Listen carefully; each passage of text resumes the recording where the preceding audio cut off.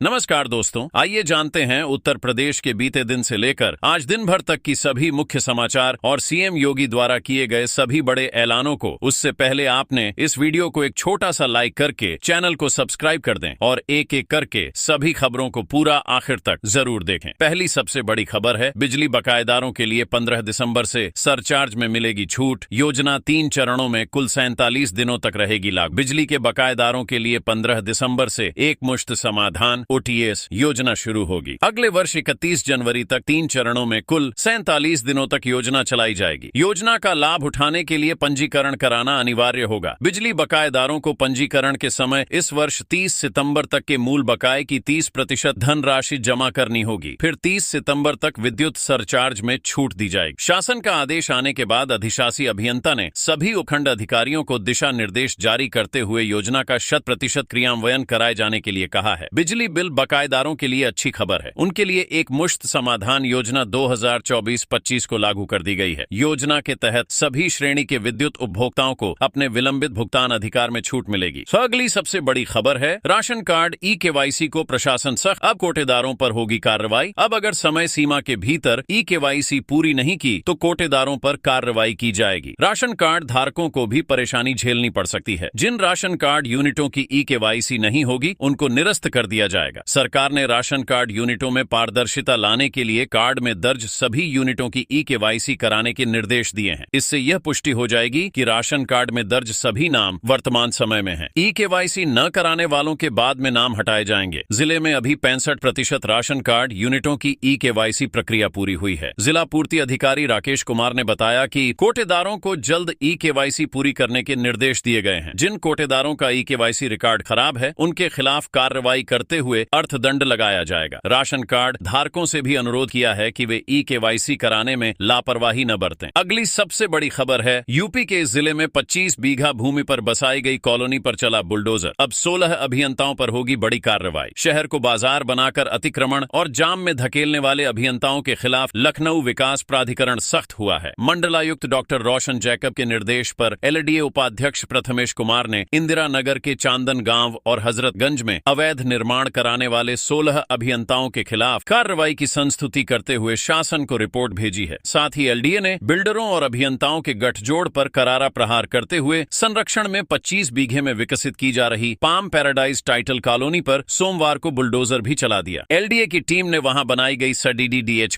नालियों और boundary wall को ध्वस्त कर दिया। LDA सचिव विवेक श्रीवास्तव ने बताया कि अमर अग्रवाल और उनके साथियों द्वारा चांदन में मानस सिटी कॉलोनी के पास भूमि खसरा संख्या 288 पर लगभग 25 बीघा क्षेत्रफल में प्लॉटिंग कर रो हाउस भवनों का निर्माण कराया जा रहा था। अगली सबसे बड़ी खबर है, यूपी कॉलेज पर वक्फ बोर्ड के दावे के बाद सड़कों पर उतरे छात्र। मुस्लिम संगठन के शक्ति प्रदर्शन के बाद बवाल बढ़ा। यूपी कॉलेज पर सुन्नी सेंट्रल वक्फ बोर्ड के दावे का मामला प्रकाश में आने के बाद से विवाद थमने का नाम नहीं ले रहा है। सोमवार को प्राचीन छात्र एसोसिएशन ने मुख्यमंत्री को झापन कमिश्नर के माध्यम से भेजा। मांग की कि राजस्व अभिलेखों में कॉलेज की जमीन की नाप कराकर स्थिति को स्पष्ट किया जाए। एसोसिएशन ने बताया कि 1909 में कॉलेज की स्थापना के 4 साल बाद से प्राचीन छात्र एसोसिएशन कॉलेज के उन्नयन के लिए कार्य कर रहा है। परिसर में मजार पर 2-4 लोग शुक्रवार को दिया जलाने आते थे। दूर दराज के सैकड़ों लोग पहुंचे। इसी रास्ते हजारों छात्र आते जाते हैं। प्रशासन सतर्क नहीं होता तो कोई घटना हो सकती थी। प्रशासन निगरानी कर असामाजिक तत्वों को रोके। इससे पठन पाठन प्रभावित हो रहा है। अगली सबसे बड़ी खबर है, अखिलेश ने वोट बैंक के लिए संभल हिंसा कराई सपा पर बीजेपी का आरोप। भूपेंद्र सिंह ने कांग्रेस को भी घेरा। बीजेपी प्रदेश अध्यक्ष भूपेंद्र सिंह मंगलवार को मुरादाबाद पहुंचे। इस दौरान संभल हिंसा पर चर्चा करते हुए सपा पर निशाना साधा। भूपेंद्र सिंह ने कहा कि सरकार न्यायालय के आदेश के साथ है। सर्वे न्यायालय के आदेश पर कराया जा रहा था। इसमें लोगों को सहयोग करना चाहिए था। अभी तक की परिस्थितियों से साफ है कि यह साजिश के तहत हुआ है। उपचुनाव नतीजों पर भूपेंद्र सिंह ने कहा कि उपचुनाव हारने पर सपा में चल रही उठापटक और अंदरूनी वर्चस्व की लड़ाई के कारण संभल हिंसा हुआ है। जांच आयोग बना है, इसमें साजिश खुलकर सामने आएगी। उन्होंने कहा कि अखिलेश यादव अपने वोट बैंक के लिए यह सब कर रहे हैं। अन्य दल भी राजनीतिक होड़ के चलते इसमें शामिल हो गए और पॉलिटिकल टूरिज्म के लिए संभल जा रहे हैं। जांच आयोग बना है, इसमें साजिश खुलकर सामने आएगी। अगली सबसे बड़ी खबर है, 4 तहसील, 56 थाने और 67 गांव यूपी के नए जिले महाकुंभ नगर का पूरा लेखा जोखा। 2 IAS 1 IPS को कमान। संगम की रेती पर आस्था का महासमारोह समागम महाकुंभ को सकुशल संपन्न कराने के लिए बनाए गए नए जिले में 4 तहसील, 56 थाने व 133 पुलिस चौकियां हैं। इसके अलावा 25 सेक्टर बनाए गए हैं, जिनमें सेक्टर मजिस्ट्रेट तैनात कर दिए गए हैं। इस जिले में 2 IAS, 1 IPS तथा 3 ADM अभी तैनात हैं। शासन के निर्देश पर अक्टूबर माह में नए जिले के लिए महाकुंभ नगर के DM विजय किरण आनंद और प्रयागराज जिले के DM रविंद्र कुमार मांदड़, महाकुंभ के SSP राजेश द्विवेदी और प्रयागराज के DCP सिटी अभिषेक भारती, ADM सिटी मदन कुमार समेत 1 दर्जन उच्चाधिकारियों की कमेटी गठित हुई थी। कमेटी ने दोनों जिलों की सीमा समेत थाना और तहसील का क्षेत्रफल तय किया। सर्वे का काम पूरा होने के बाद इसकी रिपोर्ट शासन को भेज दी गई। सदर तहसील करछना, फूलपुर और सौराम के 67 गांवों व मोहल्लों को इसमें शामिल किया गया है। अगली सबसे बड़ी खबर है, नोएडा में धरने पर बैठे किसान गिरफ्तार, दलित प्रेरणा स्थल से ट्रैफिक का संचालन हुआ शुरू। नोएडा के दलित प्रेरणा स्थल में धरना दे रहे किसानों को मंगलवार को पुलिस ने जबरन गिरफ्तार कर लिया। गिरफ्तार होने के बाद किसानों को जेल में बंद कर दिया गया। सोमवार को दिल्ली कूच को निकले किसानों को आश्वासन दिया गया था कि 7 दिन में मांग पूरी की जाएगी। इस दौरान किसानों की गिरफ्तारी के चलते दलित प्रेरणा स्थल की ओर आने वाला ट्रैफिक रोका गया। पुलिस की कार्रवाई के चलते नोएडा ग्रेटर नोएडा एक्सप्रेसवे दलित प्रेरणा स्थल के पास करीब 40 से 45 मिनट ट्रैफिक का संचालन बंद रहा। हालांकि इसके बाद यातायात का संचालन शुरू हुआ। इससे पहले किसानों की गिरफ्तारी के लिए दलित प्रेरणा स्थल पर नोएडा और ग्रेटर नोएडा डिपो से 10 बसें मंगाई गई हैं। यह बसें आगरा, फर्रुखाबाद, हरिद्वार रूट पर चलने वाली हैं। किसानों के प्रदर्शन के चलते पुलिस ड्यूटी में इनको लगाया गया। अगली सबसे बड़ी खबर है, यूपी बोर्ड परीक्षा को लेकर तैयारियां पूरी, केंद्रों की सूची की गई अपलोड, मांगी गई आपत्तियां। वर्ष 2024 की हाई स्कूल एवं इंटरमीडिएट परीक्षा के लिए यूपी बोर्ड के प्रस्तावित ऑनलाइन केंद्रों के संबंध में जनपदीय केंद्र निर्धारण समितियों की ओर से आपत्तियां लेकर निस्तारण करते हुए अनुमोदन कर दिया है। अनुमोदन के उपरांत परीक्षा केंद्रों की सूची को यूपी बोर्ड सचिव भगवती सिंह ने सोमवार को उत्तर प्रदेश माध्यमिक शिक्षा परिषद की वेबसाइट पर अपलोड कर आपत्तियां मांगी हैं। आपत्तियां 6 दिसंबर तक की जा सकेंगी, जिनका निस्तारण यूपी बोर्ड मिशन मोड में उसी दिन कराएगा। अनुमान है कि 400 से ज्यादा केंद्र बढ़ सकते हैं। परिषद की वेबसाइट पर ऑनलाइन अग्रसारित जनपदीय केंद्र निर्धारण समिति से अनुमोदित विद्यालय छात्र आवंटन सहित परीक्षा केंद्रों की सूची को 27 नवंबर तक वेबसाइट पर अपलोड किया जाना था। अगली सबसे बड़ी खबर है, दुग्ध संघों में हर स्तर पर तय की जाए जवाबदेही, मुख्यमंत्री योगी ने दिए निर्देश। मुख्यमंत्री योगी आदित्यनाथ ने प्रदेश में दुग्ध सहकारी समितियों और दुग्ध संघों में स्वस्थ प्रतिस्पर्धा विकसित किए जाने की बात कही है। उन्होंने कहा है कि दुग्ध संघों में हर स्तर पर जवाबदेही तय करते हुए लक्ष्य तय किए जाएं। शिक्षक इसके माध्यम से विद्यार्थियों को दैनिक जीवन में प्रयोग होने वाली अंग्रेजी भाषा का विशेष ज्ञान दे सकेंगे। वीडियो के माध्यम से उन्हें आसानी से अंग्रेजी सिखाई जाएगी। यहाँ पढ़ रहे कक्षा 6 से कक्षा 8 तक के विद्यार्थियों को शिक्षक टैबलेट की मदद से इन वीडियो को दिखाएंगे और फिर उनका अंग्रेजी के प्रति भय दूर किया जाएगा। अभी सरकारी स्कूलों में पढ़ रहे विद्यार्थियों के अंग्रेजी में कमजोर होने की शिकायतें सामने आती हैं। ऐसे में यह प्रयोग किया जा रहा है। अगली सबसे बड़ी खबर है, जामा मस्जिद बनाम नीलकंठ महादेव मंदिर मामले में टली सुनवाई। बदायूं कोर्ट ने 10 दिसंबर की दी अगली तारीख। नीलकंठ महादेव मंदिर बनाम जामा मस्जिद मामले में मंगलवार को कोर्ट में सुनवाई टल गई। अब इस मामले में अगली सुनवाई 10 दिसंबर को होनी है। इससे पहले शनिवार को सुनवाई हुई थी, जिसके बाद ऑल इंडिया मजलिस-ए-इत्तेहादुल मुस्लिमीन के राष्ट्रीय अध्यक्ष असादुद्दीन ओवैसी ने एक्स पर टिप्पणी कर दी थी। संभल में सर्वे के दौरान हुई हिंसा के बाद ओवैसी के इस बयान को लेकर पुलिस अलर्ट हो गई है। इसके चलते ही पुलिस कर्मियों की ड्यूटी लगाई गई है। सभी को अपने अपने क्षेत्र में गश्त करते रहने के निर्देश दिए गए हैं। इससे पहले शनिवार को सुनवाई के बाद ऑल इंडिया मजलिस-ए-इत्तेहादुल मुस्लिमीन के राष्ट्रीय अध्यक्ष असदुद्दीन ओवैसी ने एक्स पर अपनी प्रतिक्रिया। बदायूं की जामा मस्जिद को भी निशाना बनाया गया है। अदालत में 2022 में केस दर्ज किया गया था। अगली सबसे बड़ी खबर है, उत्तर प्रदेश के 25 जिलों के मिली सौगात। सीएम योगी के निर्देश पर 72 मार्गों का कायाकल्प करेगा लोक निर्माण विभाग। प्रदेश में धार्मिक पर्यटन को बढ़ावा देने के लिए मुख्यमंत्री योगी आदित्यनाथ के निर्देश पर पहली बार धार्मिक स्थलों को जाने वाले मार्गों का कायाकल्प करने की योजना पर लोक निर्माण विभाग ने काम शुरू कर दिया है। पर्यटन विभाग की सिफारिश पर लोक निर्माण विभाग ने फिलहाल 72 मार्गों को चौड़ा व नवीनीकरण करने के लिए चिन्हित किया है। इन पर 1482.93 करोड़ रुपए खर्च किए जाएंगे। सरकार ने धार्मिक स्थलों के मार्गों को दुरुस्त करने के लिए 1750 करोड़ रुपए के बजट का प्राविधान किया है। घरेलू पर्यटकों की संख्या के मामले में उत्तर प्रदेश लगातार 2 वर्षों से देश में पहले स्थान पर चल रहा है। प्रदेश में पिछले वर्ष 48 करोड़ पर्यटकों ने विभिन्न पर्यटन स्थलों का भ्रमण किया था। इस वर्ष यह संख्या और ज्यादा बढ़ने के आसार हैं। अगली सबसे बड़ी खबर है, I am sorry. Hardoi SP Neeraj ने कैमरे पर माफी मांगी। बोले ऐसा फिर कभी नहीं होगा। महकमे के लोगों की गलती के लिए किसी पुलिस कप्तान को ऑन कैमरा माफी मांगते आपने शायद ही देखा हो, लेकिन यूपी के हरदोई के पुलिस अधीक्षक नीरज कुमार जादौन ने कुछ ऐसा किया ही है। पूरे मामले में यूं तो हरदोई पुलिस की गलती है, लेकिन खुद आगे बढ़कर माफी मांगने के पुलिस कप्तान के स्टैंड की हर कोई तारीफ कर रहा है। एसपी नीरज कुमार जादौन ने सोशल मीडिया पर वीडियो जारी कर माफी मांगी है। आइए आपको बताते हैं कि ऐसा क्या हुआ था कि एसपी को यूं माफी मांगनी पड़ी। मीडिया रिपोर्ट्स के मुताबिक इस साल अक्टूबर महीने में एक हादसे में एक भाई बहन घायल हुए थे। घटना के अगले दिन मामले की एफआईआर दर्ज हुई थी। इस मामले में इंसाफ की मांग करते हुए भाई अपनी बहन को लेकर एएसपी ऑफिस पहुंचा था। हादसे की वजह से महिला चोटिल थी, उसे चलने में दिक्कत हो रही थी। इसके बावजूद पुलिस ऑफिस पर मौजूद सिपाहियों ने दोनों को रोक दिया था।